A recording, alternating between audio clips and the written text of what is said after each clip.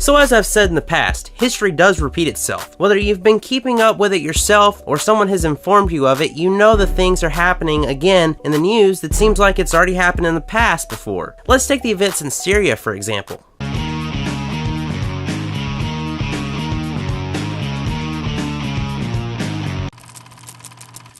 So for some of you, you might be wondering, well, where in the world is Syria? If you're not up to date with what's happening in the news, it's a country in the Middle East along the eastern shore of the Mediterranean Sea who recently used chemical weapons on her own people. To put its size in perspective, look on this map of the United States and go up to the northwesternmost part of the map to Washington State and you will see how big this country is. Not too big compared to the United States, but it has 22 million people, which is triple the amount of people that's in Washington State, but that's besides the point. Well, if you've been keeping up with the news, you would come to find out, like I had already mentioned, that Syria has used chemical weapons on her own people. Now, the rules of war, as you know from history class, have been around for decades, with each generation growing more and more intelligent, thus new guns, tanks, planes, and thus chemical warfare is produced. Back in World War I, mustard gas was first successfully used in Germany on the British and Canadian armies. It caused many deaths and others suffered from the long-term effects of the gas. It was after this war, because of so many deaths, that the Geneva Convention of 1925 was called, and it was thus prohibited that this kind of warfare be used.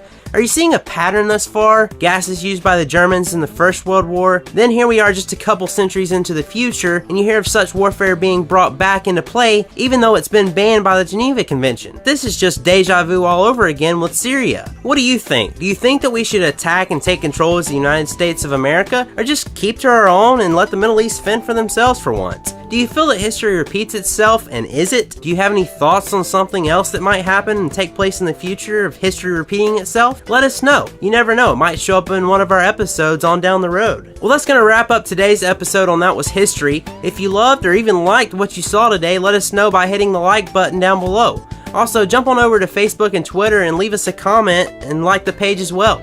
We'll see you next time, guys.